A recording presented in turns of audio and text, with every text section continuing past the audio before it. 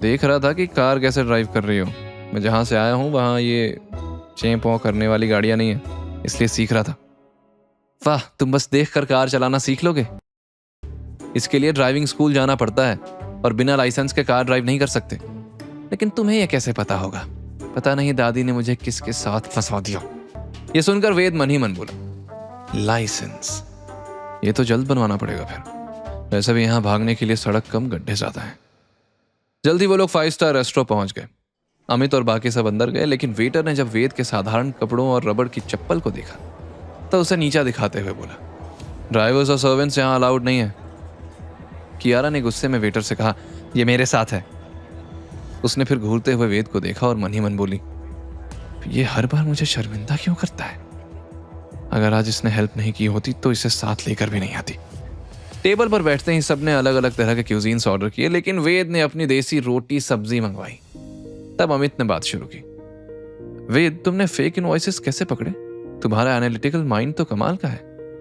हमारे डिपार्टमेंट में आ जाओ। वेद ने मुस्कुराते हुए इनकार किया, नहीं अमित, मेरा आरके इंडस्ट्रीज को कमिटमेंट है, मैं कहीं और जॉब नहीं कर सकता। थोड़ी देर में खाना लग चुका था। खाते हुए वेद और अमित फाइनेंशियल रिस्ट्रक्चरिंग पर बात करने लगे।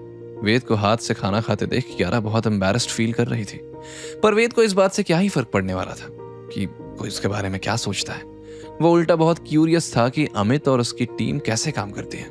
वेद ने क्यूरियोसिटी से सवाल पूछा, अगर फंड्स को डाइवर्ट करके टैक्स लायबिलिटी कम करें तो क्या प्रॉफिट मार्जिन बढ़ेगा? उसके ऐसे ही अलग अलग सवाल से अमित हैरान था और कियारा का तो मुंह ही खुला रह गया। ये डिलीवरी बॉय बिजनेस भी समझता है? How is this possible? Kiara के फोक से पनीर का टुकड़ा नीचे गिर गया और उछलकर सामने प्लेट में जा गिरा। तब वेद ने हंसते हुए कहा, हाथ से भी खाना खा सकते हैं कियारा मैडम, ये सब पोक फॉरेन वालों के चोचले हैं। ये सुनकर कियारा तिलमिला गई और बोली, तुम जैसे गंवार शहर के तौर तरीके नहीं सीख पाओगे। वेद ने कॉन्फिडेंस से कहा, मैं शहर को नहीं अपनाऊंगा, लेकिन इस शहर को मुझे अपनाना पड़ेगा। तभी वेद की नजर ट्रांसपेरेंट ग्लास से होकर बाहर की तरफ पड़ी। उसने एक शख्स को रेस्टोरेंट के बाहर देखा, जैसे वो उन लोगों पर नजर रख रहा था।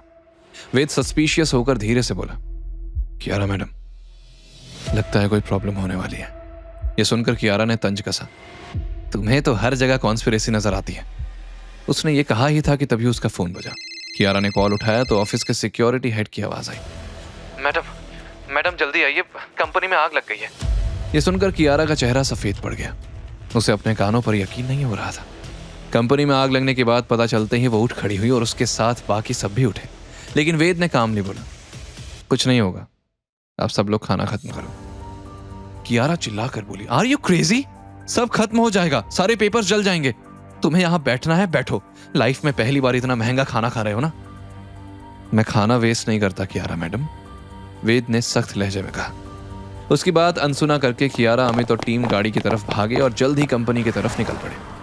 वहीं जब वेद ने अपना खाना खत्म किया तो वो भी ऑफिस जाने के लिए निकल पड़ा और बड़बड़ाया, जब से कियारा से मिला हूं ये भागती बहुत है। इधर कंपनी के फाइनेंस डिपार्टमेंट में आग की लपटें आसमान छू रही थी। वहां मीडिया और भीड़ लग चुकी थी। कियारा ये सब देखकर घबरा गई। ओह नो, वो सारे documents, no, I can't let this happen. Kiara ने आप देखा ना ताब और जल्दी बिल्डिंग में घुस गई। अमित और बाकी लोग ये देखकर दंग रह गए। इससे पहले कि कोई उसे रोकने की कोशिश कर पाता, उससे पहले ही कियारा अंदर जा चुकी थी। हर कोई चिल्लाने लगा, अरे कोई कियारा मैडम को बचाओ, कोई रोको उन्हें। तभी सिक्योरिटी हेड भागते हुए बाहर आया और हक्का बक्का होकर चिल्लाया, fire suppression system failed, system automatically बंद हो गया है, फाइनेंस डिपार्टमेंट में स्प्रिंकलर्स काम नहीं कर रहे हैं। आग की लपटें और बढ़ रही थी और लोगों की धड़कनें भी। कैसे बचेगी अब कियारा? क्या होगा अगर सब कुछ तबाह हो गया तो? क्या वेद को अपने लेट आने पर होगा रिग्रेट? क्या खुलेगा एक और राज? कौन था वेद पर नजर रखने वाला शख्स? कहीं इन सब के चलते वेद कुछ साबित तो नहीं करना चाहता? कहां है वो इस वक्त? आगे की कहानी जानने के लिए देखें अगला एपिसोड सिर्फ पॉकेट एफएम के यूट्यूब चैनल पर, और के फॉर किंग के सारे एपिसोड्स को सुनने के लिए डिस्क्रिप्शन में दी लिंक से डाउनलोड करें पॉकेट एफएम ऐप।